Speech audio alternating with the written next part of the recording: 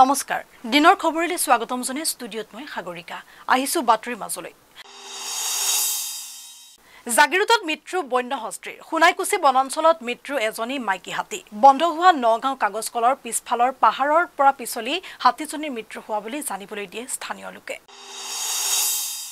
জাগিৰোডৰ খুনাইকুছি বনাঞ্চলত বন্যহস্তীৰ মৃত্যু বন্ধ হোৱা নগাঁওৰ কাগজ কলৰ পিছফালৰ পাহাৰৰ পৰা পিছলি মৃত্যু হাতীজনীৰ কেইদিনমান পূৰ্বে হাতী মানুহৰ সংঘাত ৰোধ কৰিবলৈ খুনাইকুছি বনাঞ্চলত বন বিভাগে স্থাপন কৰিছিল সোলাৰ ফেন্সিং আৰু তাৰ পাছতেই নগাঁওৰ কাগজ কলৰ পিছফালৰ পাহাৰৰ পৰা পিছলি পৰি হাতীটোৰ মৃত্যু হোৱা বুলি সন্দেহ প্ৰকাশ কৰিছে স্থানীয় ৰাইজে হয় আমাৰ দেওখাল পঞ্চায়তৰ অন্তৰ্গত পেপাৰ মিল আপোনাৰ ৱেলফেয়াৰ ক্লাবৰ বেকচাইডৰ পাহাৰৰ ওচৰতে হাতী এটা পাহাৰৰ পৰা পিছলি খাই মানে পাথৰত লাগি কষ্ট পাই মৃত্যু হৈছে বুলি আমি দেখিছো আৰু খুবেই বেয়া লাগিছে আমি আহি প্ৰত্যক্ষ কৰিলো আৰু দেখাত কিবা প্ৰেগনেন্ট থকা যেন লাগিছে ইয়াৰ আগতো এদিন আমলিঘাট সাপ্তাহিক বজাৰৰ ওচৰতে তেনেকৈ এটা খালত পৰি হাতী তেনেকৈ এক্সিডেণ্ট হৈ মৰা আমি দেখিছো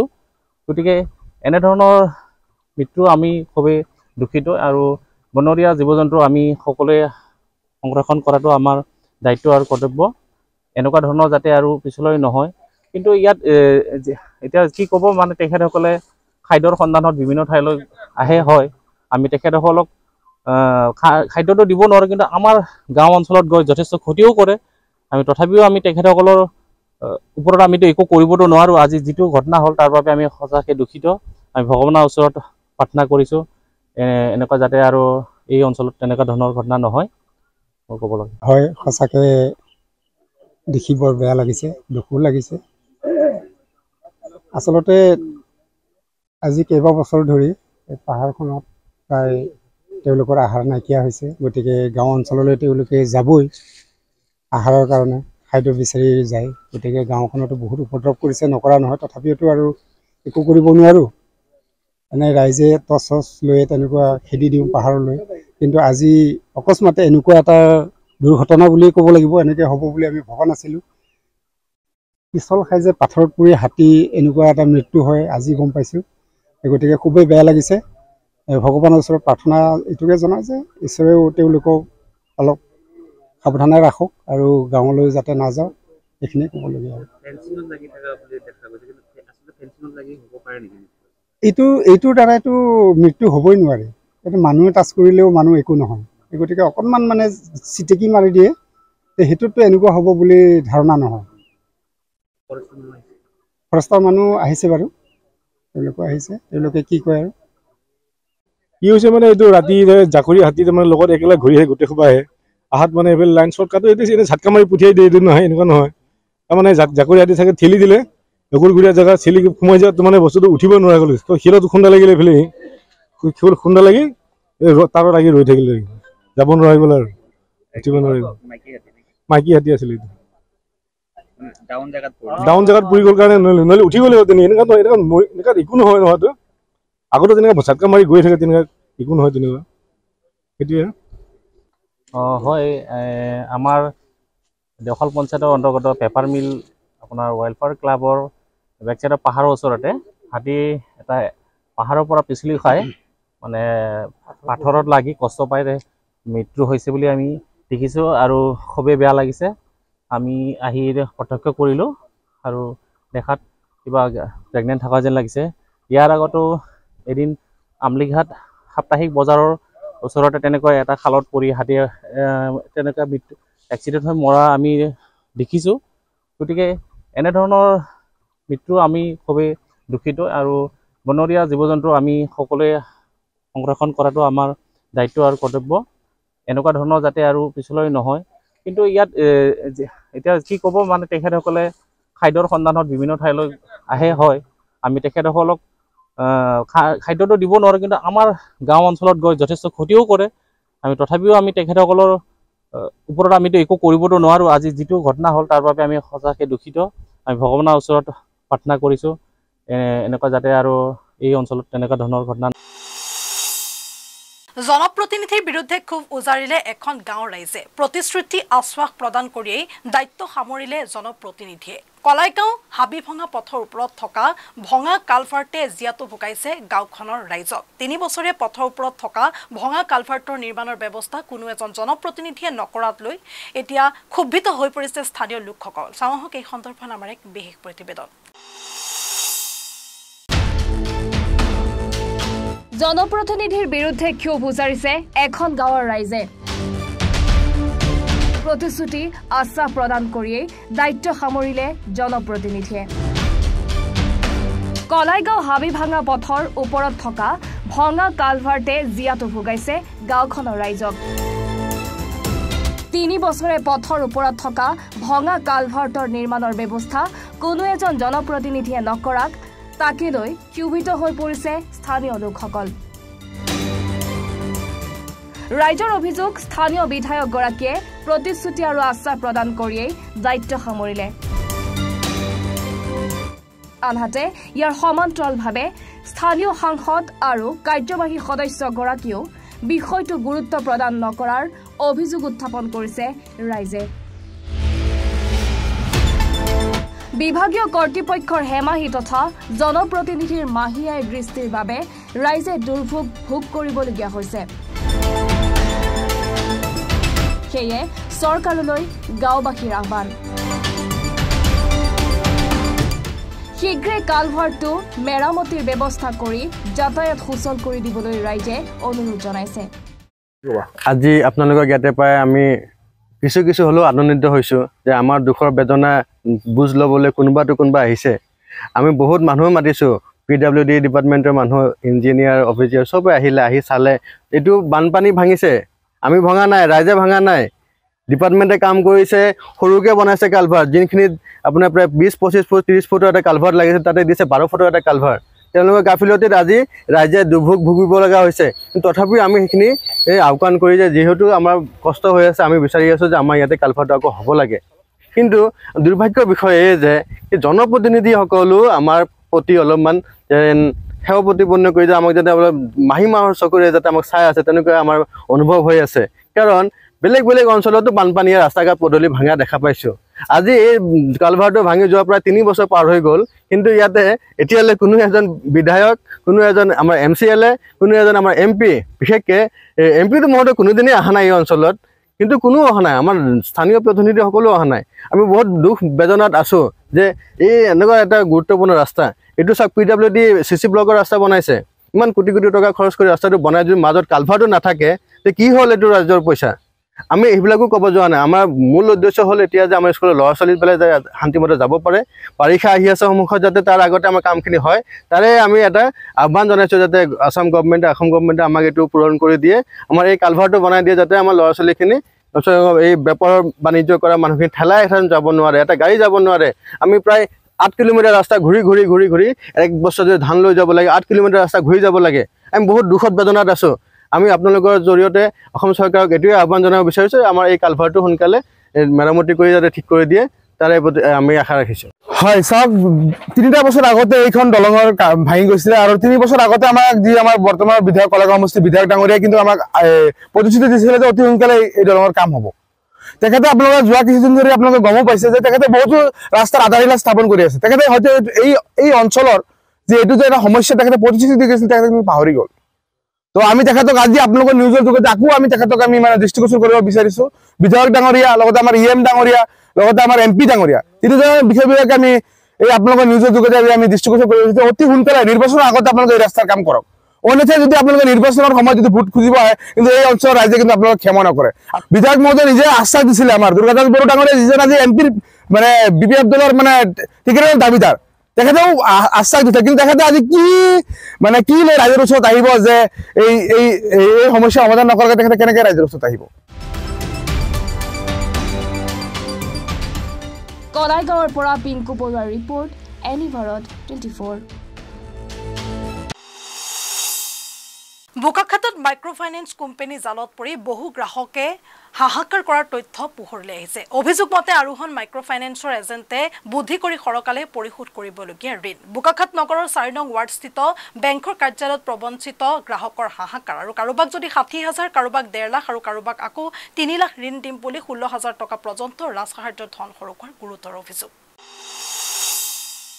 বোকাখাতত মাইক্ৰ'ফাইনেন্স কোম্পানীৰ জালত পৰি বহু গ্ৰাহকে হাহাকাৰ কৰাৰ তথ্য পোহৰলৈ আহিছে। অভিযোগ মতে আৰোহণ মাইক্ৰ'ফাইনেন্স এজেণ্টে বুদ্ধি কৰি সৰকালে পৰিশোধ কৰিবলগীয়া ঋণ। বোকাখাত নগৰৰ 4 নং ৱাৰ্ডস্থিত বেংকৰ কাৰ্যালয়ত প্ৰবঞ্চিত গ্ৰাহকৰ হাহাকাৰ। কাৰোবাক 60,000, কাৰোবাক 1.5 লাখ আৰু কাৰোবাক আকৌ 3 লাখ ঋণ দিম বুলি সৰকালে 16,000 টকা পৰ্যন্ত ৰাজসাহাৰ্যৰ ধন। কোন গৈছিলে? নিপেন শইকীয়া নাম। তেখেত কি হয়? বেংকৰ এমপ্লয় হয়। 3 ঘণ্টাৰ ভিতৰত লোন দিম বুলি 16,000 টকা বিচাৰিলে। মই ক'লোঁ 16,000 টকা নাই, যেতিয়া সোমাব তেতিয়া কাটি ল'ব বুলি ক'লোঁ। 3 লাখ টকাৰ হেৰি দিছিলে। তাৰপিছত নাই, যিটো দিলে বোলে 3 ঘণ্টাৰ ভিতৰতে সোমাই গ'ল। তাৰপিছত যোগাৰ কৰি মেলি তেখেতক 10,000 দিছিলোঁ। 10,000 মানা নাই, আকৌ পাছত ফোন কৰি আকৌ 2750 টকা ল'লে, 12,750 টকা ল'লে। তাৰপিছত মোক ক'লে 12 ঘণ্টাৰ ভিতৰত তোমাৰ লোন ছাকচেছ হৈ গ'ল, পাই যাবা বুলি। কিমান দিন আগত লৈছিলে? এই আপোনাৰ 20 তাৰিখত লৈছে। তাৰমানে 3 ঘণ্টাত কিমান? বহুত সময়, যথেষ্ট সময় পৰি গৈছে। আৰোহণৰ জালত পৰা পুৰুষ মহিলা আহি সৃষ্টি কৰে উত্তপ্ত পৰিস্থিতিৰ।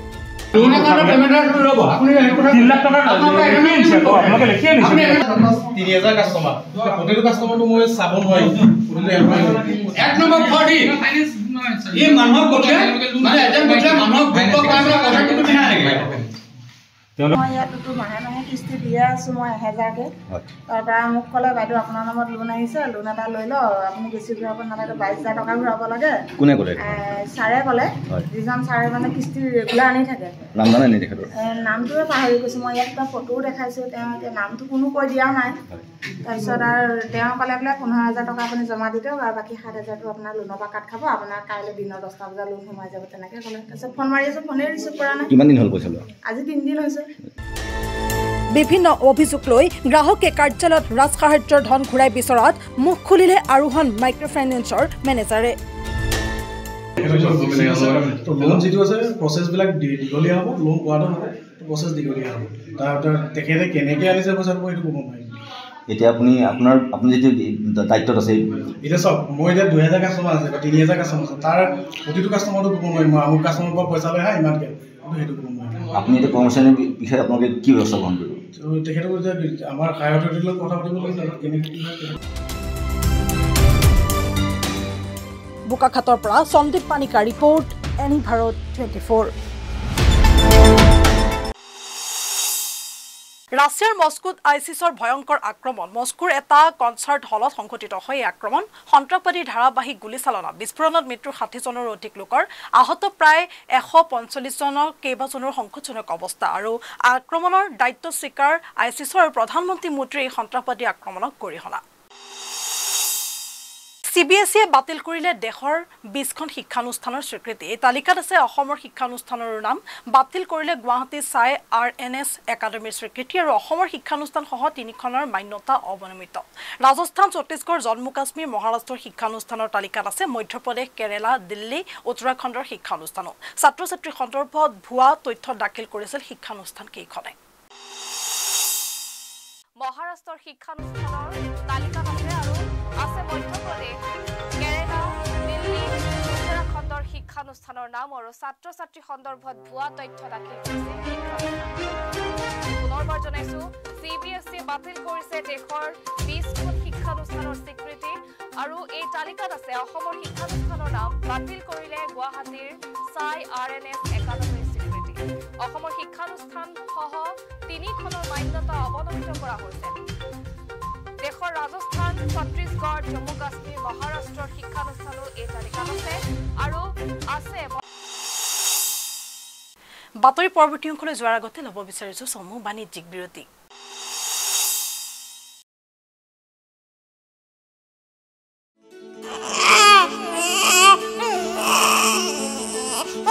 অভিনন্দন, আপোনাৰ এজনী ছোৱালী জন্ম হৈছে।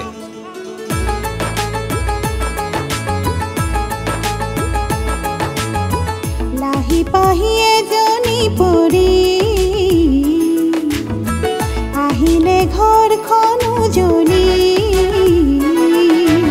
বেটি বাঁচাও বেটি পঢ়াও বেটি বাঁচাও বেটি পঢ়াও বেটি বাঁচাও বেটি পঢ়াও।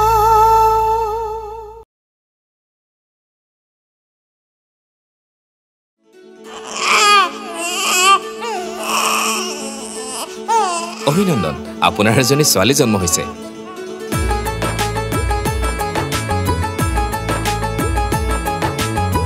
লাহি পাহি এজনী পৰি আহিলে ঘৰখন উজনি বেটি বাঁচাও বেটি পঢ়াও বেটি বাঁচাও বেটি পঢ়াও বেটি বাঁচাও বেটি পঢ়াও। বিৰতিৰ পিছত পুনৰ উভতি আহিছো বাতৰিৰ মাজলৈ। ছাগলী আৰক্ষীৰ বৃহৎ সফলতা। গোলকগঞ্জৰ ছাগলী আৰক্ষী চকীৰ ভাৰপ্ৰাপ্ত বিষয়াৰ নেতৃত্বত অসম বংগ সীমান্তৰ গাজীৰকুঠিত অভিযান চলাই উদ্ধাৰ কৰে ৯৩টা কণ্টেইনাৰ সহ ১২১.৮২ গ্ৰাম পৰিমাণৰ ড্ৰাগছ। আৰু ঘটনা সন্দৰ্ভত ইতিমধ্যে আৰক্ষীয়ে আটক কৰে ২জন সন্দেহজনক সৰবৰাহকাৰীক। গোলকগঞ্জৰ ছাগলীয়া আৰক্ষী চকীৰ ভাৰপ্ৰাপ্ত বিষয়াৰ নেতৃত্বত অসম বংগ সীমান্তৰ গাজীৰকুঠিত অভিযান চলাই উদ্ধাৰ কৰে ৯৬টা কণ্টেইনাৰ সহ ১২১.৮২ গ্ৰাম পৰিমাণৰ ড্ৰাগছ। ঘটনা সন্দৰ্ভত আৰক্ষীয়ে আটক কৰে ২টা সন্দেহজনক সৰবৰাহকাৰীক। ধৃত ২ সৰবৰাহকাৰী পশ্চিমবংগৰ সুতলাকুটিৰ বিশ্বজিৎ সূত্ৰধৰ আৰু বৌবাজাৰৰ মুছাবুল শেখ।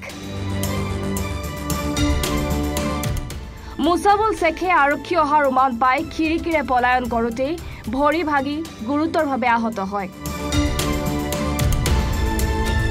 পাছত আহত মুছাবুল শেখক আৰক্ষীয়ে ধুবুৰী মেডিকেল কলেজ হাস্পতালত ভৰ্তি কৰে। জব্দকৃত ড্ৰাগছসমূহৰ বজাৰ মূল্য প্ৰায় ৫ লাখ টকা হ'ব বুলি জানিব পৰা গৈছে। গোলকগঞ্জৰ পৰা জগবন্ধু দাসৰ ৰিপৰ্ট, এনিভাৰত 24।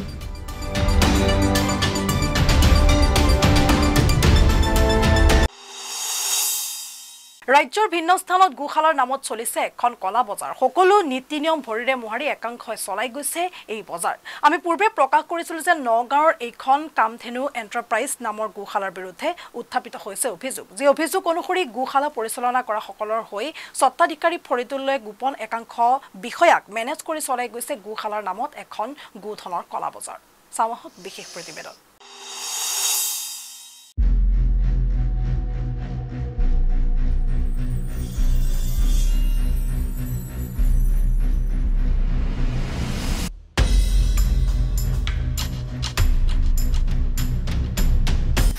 গোশালাৰ নামত বৃহৎ কলা বজাৰ।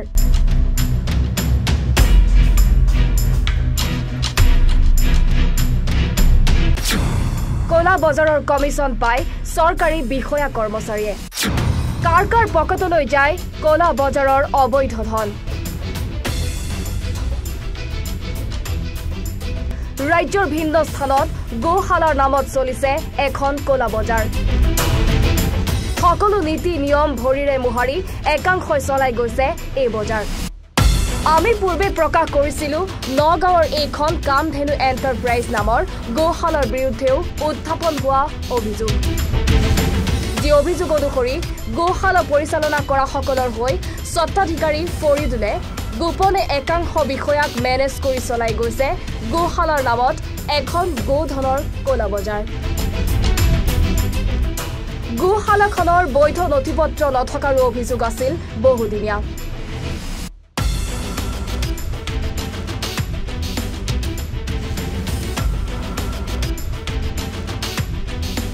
অৱশ্যে সমগ্ৰ অভিযোগ নস্যাৎ কৰিছিল গোশালা কৰ্তৃপক্ষই। পিছে এয়া কি? RTIৰ তথ্যত খোল খাইছে ভয়ংকৰ অধ্যায়।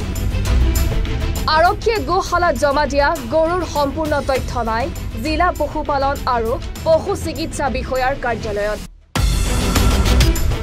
কিয় জব্দকৃত গোধনৰ মেডিকেল চাৰ্টিফিকেটত অমিল দেখা পোৱা গ'ল প্ৰশ্ন হয় কলৈ গ'ল আৰক্ষীয়ে জব্দ কৰি গোশালাত চঞ্জাই দিয়া 2022 বৰ্ষৰ 30 ছেপ্টেম্বৰত 6টা গোধন 2022ৰ 11 অক্টোবৰত আন 6টা গোধন 2022ৰ 26 অক্টোবৰত 22টা গোধন জিম্মা দিয়া নহল নে গৰাকীয়ে বিচৰা নাছিল একাংশৰ সন্দেহ কলা বজাৰত বিক্ৰী কৰা হল গোধনসমূহ 2022 চনৰ পৰা বৰ্তমানলৈকে আৰক্ষী প্ৰশাসনৰ বহু সালসলনি হল পিছে সলনি নহল কলা বজাৰখনৰ কিয় একাংশ বিষয়া নিমাত হৈ থাকে এই বিষয়টোত নে কাৰোবাৰ ৰুখত পৰাৰ ভয় নতুনকৈ নগাঁৱৰ দায়িত্ব লাভ কৰা আৰক্ষী অধীক্ষক স্বপ্ননীল ডেকাই গ্ৰহণ কৰিবনে কোনো পদক্ষেপ পৰৱৰ্তী প্ৰতিবেদনত ফাদিল কৰিম আৰু বহু ন তথ্য কামধেনু এণ্টাৰপ্ৰাইজ এটা অভিযোগ আছে যে আপোনালোকৰ যি বৈধ নথিপত্ৰ থাকিব লাগে নথিপত্ৰ নাই এনেকুৱা অবৈধ মানুহে ক'লে হ'ব নেকি এখন RTI কৰা হৈছিল আপুনি তথ্যখিনি দিয়া নাই তথ্যখিনি আমাৰ জমা দিয়া হৈছে ভেটেৰিনেৰী অফিচৰ জমা দিয়া হৈছে আৰু এটা অভিযোগ আছে যে আপোনালোকৰ যিখন গোশালা ইয়াত কদৰ্যময় পৰিৱেশত লেতেৰা পৰিৱেশত গৰুখিনি ৰখা হয় আপোনাৰতো অন কেমেৰা আছে চাই ল'ব পাৰে আমাৰ ভিজুৱেলত আপোনাৰ আপত্তি নাই নাই একো আপত্তি নাই আপোনালোকে চাব পাৰে চব চাব পাৰে চব চাফ চিকুণ আছে চাব পাৰে আৰু এটা কথা অভিযোগ আছে যে আপোনালোকৰ ইয়াতে এখন অবৈধ বেহা চলে বুলি কৈছে তেনেকুৱা মিছা সব মিছা কথা হয় নিউজ ডেস্ক এনি ভাৰত 24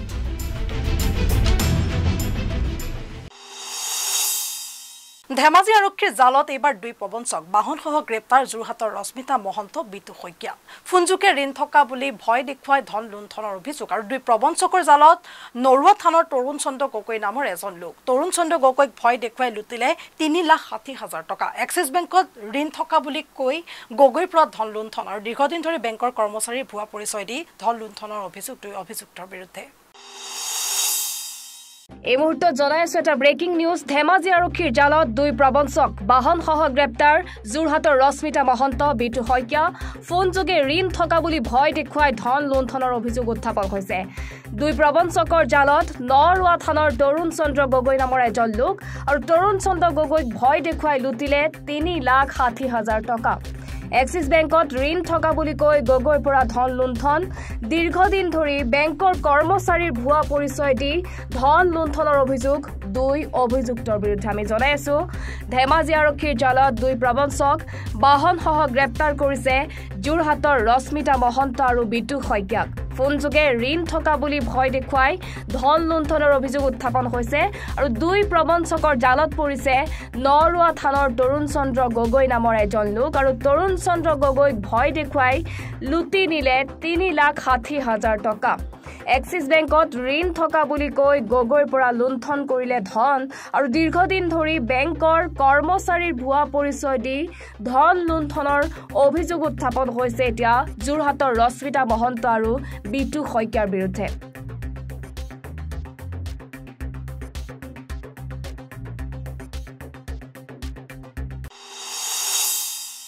আজিৰ দিনৰ খবৰ ইমানেই আগলৈ ঠিক 12 বজাৰ বাবে চাই থাকিব এনি ভাৰত 24